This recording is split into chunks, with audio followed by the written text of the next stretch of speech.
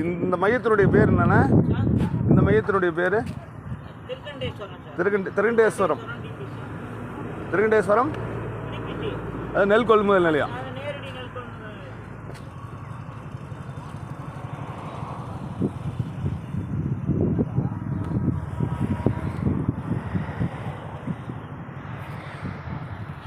வணக்கம்.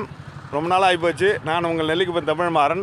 இப்போ வந்துட்டு நெல்லிக்குப்பத்துலேருந்து பண்ருட்டி போகக்கூடிய சாலையில் இருக்கிற நெல் கொள்முதல் நிலையம், திருகண்டேஸ்வருடைய நெல் கொள்முதல் நிலையம் இருக்கு இல்லையா, அங்கே தான் நான் இருக்கிறேன்.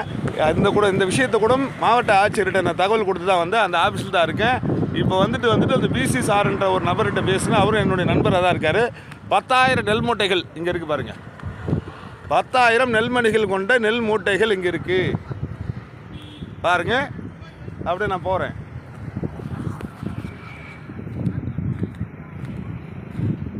இதை முழுமையாக பார்த்துக்கணும்.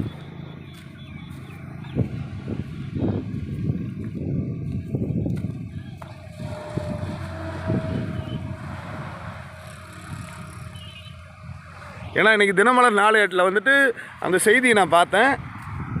அதில் வந்துட்டு இங்கே பாதுகாப்பே இல்லாமல் 3 மாதம் பயிர். இதில் வந்துட்டு அதில் நிறைய விஷயங்கள் இருக்குது. நான் அது இப்போ வளவலன்னு பேச விரும்பலை. 10,000 நெல் மூட்டைகள் பாருங்கள். ஒரு தூறல் தூரிச்சினாலே அது முளைச்சிரும்.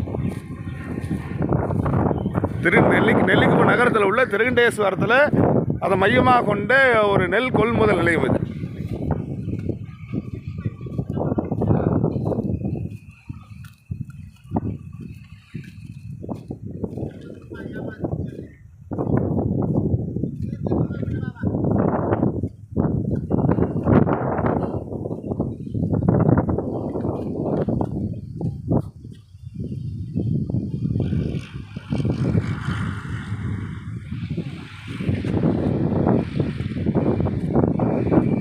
இவ்வளோ கஷ்டப்பட்டு 3 மாதத்து பயிரா 4 மாதத்து பயிரா ஏது இல்லை? 3 மாதம் இல்லை 4 மாதம் ஆகலையா?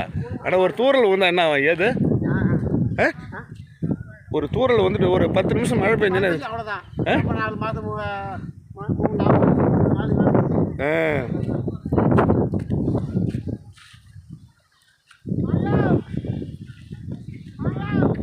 அது முளைச்சி போச்சுன்னா வேலை கிடையாது இல்லை?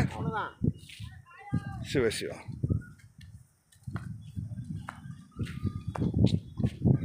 என்னங்க இதை வருங்க. மழை பெஞ்சா கூட அது இதுக்கு கூட இது வருங்க. இதில் மழை தண்ணி போகாதா என்ன? சிவா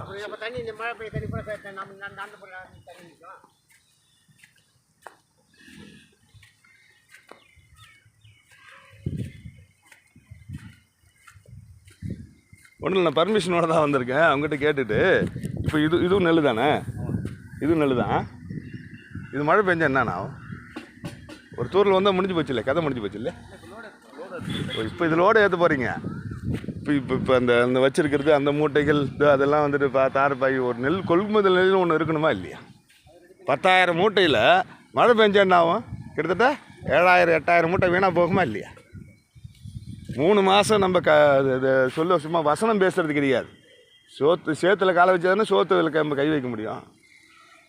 இந்த விவசாயத்துக்கு முக்கியத்துவம் இல்லாமல் 10,000 மூட்டை அங்கே கட்டி கிடக்கு, இங்கே கட்டி கிடக்கு.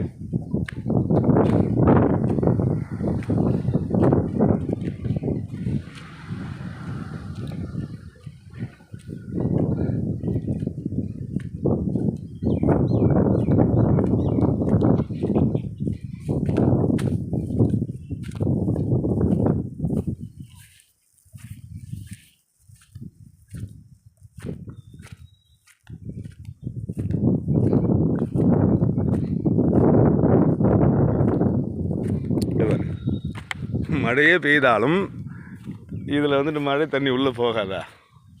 எந்த விதத்தில் ரொம்ப கொடூரமான விஷயமா இருக்குது. அதுதான் திருவள்ளுவர் சோத்தை போட்டு வச்சுட்டு தன்னுடைய மனைவிக்கிட்ட என்ன சொன்னாருன்னா, எதுவுமே சொல்லவே இல்லை. உயிர் போகிற நேரத்தில் தான் சொன்னாராம் திருவள்ளுவர். கூட வாசிக்க மாட்டேன். ஒரு ஊசியும் கொஞ்சோண்டு தண்ணியும் வைக்க சொன்னாராம்.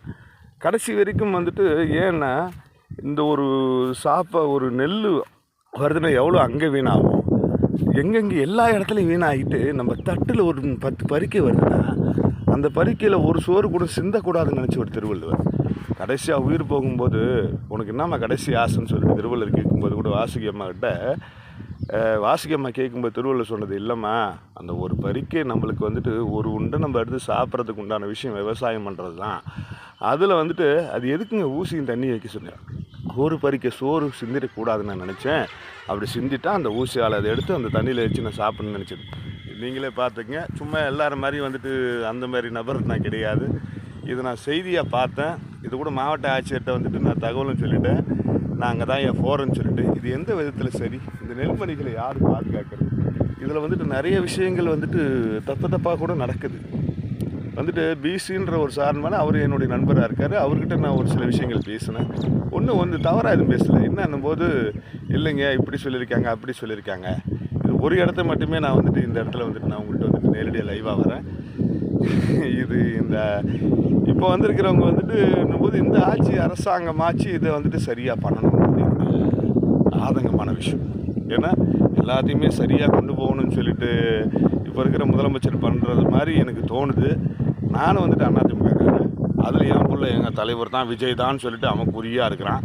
சரிடா ஓகேடா அப்படின்னு சொல்லிட்டு என்னை மீறி அவன் போகிறான். ஏன்னா அவர் எல்லா குடும்பத்தில் நான் போயிட்டேன். ஒரு கட்சி ஆரம்பித்தேன்னாக்கா கட்சி ஆரம்பிச்சுட்டு தான் ஒரு குடும்பத்துக்குள்ளே போகணும். நான் எல்லா குடும்பத்துலேயும் போயிட்டு தான் நான் கட்சியை ஆரம்பிச்சிருக்கேன்னு அப்படி சொன்னார். அதை வந்துட்டு நான் உண்மையாக ஏற்றுக்கிறேன். அவர் சொன்னது எல்லாமே நடந்துக்கிட்டு இருக்கு. அதில் மரியாதைக்குரிய முதலமைச்சர் மாண்புமிகு விஜய் முதலமைச்சர் அவர்கள் பாருங்கள், நான் லைவில் தான் இதை வந்துட்டு இது எப்படி நீங்கள் இதை முதல்ல வந்துட்டு உணவு தான் முக்கியம். விவசாயம் தான் முக்கியம். இந்த விவசாயியில் எத்தனை விவசாயி நேரடியாக கொள்முதல் பண்ணுறாங்க? இந்த 10,000 மூட்டையில் எத்தனை பேர் நேரடி விவசாயி? இதில் ஒரு மூட்டைக்கு 60 ரூபா வாங்குறாங்க. அது வெளியே தெரியாமல் வாங்குறாங்க. அதுவே தவறு. அதை எப்படி நீங்கள் சரி பண்ணணுன்றது என்னுடைய ஆதங்கமான விஷயம். ஏன்னா அரசியலில் வந்துட்டு கெட்டவங்களும் இருக்காங்க, அதை வச்சு சம்பாதிக்கிறவங்க. அந்த மாதிரி நபர் நான் கிடையாதுன்றதில் நெஞ்சம் நிமிர்த்தி தில்லா அந்த பதிவை போடுறேன். பார்த்துக்கோங்க. 10,000 மூட்டை ஒரு தூரல் விழுந்துச்சுன்னா இந்த மூட்டைகளை இந்த நெல்லை யாரை காப்பாற்றுறது? மரியாதைக்குரிய நேரடியாக. ஏன்னா இப்போ இருக்கிற இதில் வந்துட்டு சமூக வலைதளங்களில் கண்டிப்பாக உங்கள் கவனத்துக்கு வரும்ன்ற நம்பிக்கையில் போடுறேன். இதில் இடைத்தரகர்கள் இல்லாமல் நேரடியாக விவசாயிலேருந்து கொள்முதல் பண்ணி, ஏன் இதுக்கு வந்து ராஜராஜ சோழன் கட்டின மாதிரி ஒரு அது எப்படி நெல் கொள்முதல் நிலையங்களில் வந்துட்டு அதை வந்துட்டு பாதுகாக்கணும் இல்லையா? சோறு இல்லைன்னா நம்ம வாழ முடியுமா? இந்த நேரத்துக்கு இருக்குது, இல்லாமல் போனால் என்ன பண்ண முடியும்? அது தயவுசெய்து மரியாதைக்குரிய மாண்புமிகு முதலமைச்சர் விஜய் ஐயா அவர்கள் இதை புரிஞ்சுக்கணும். நேரடியாக எந்த ஒரு இதுவும் இல்லாமல் இந்த பதிவு உங்களுக்கு போடுறேன். இதை வந்துட்டு என்னுடைய யூடியூப்லேருந்து போட போகிறேன். லைவ் போனேன், பிசி சார் யாருன்னு கேட்டு அவங்ககிட்ட பேசினேன். அது கூட என் மடியில் கனலில் வெயில பயம் இல்லை. கலெக்டர் ஐயாட்ட நான் சொல்லிட்டு தான் வந்தேன், வாட்ஸ்அப்பில் கூட.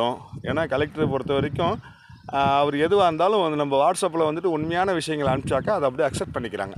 அப்படின்னும் போது அந்த விஷயத்தை நான் சொன்னேன். மற்றபடி அவருக்கு எனக்கு வேறு எந்த தொடர்பும் கிடையாது. ஒரு மாவட்ட ஆட்சியராக சரியாக அவர் வந்து செயல்படுறார்.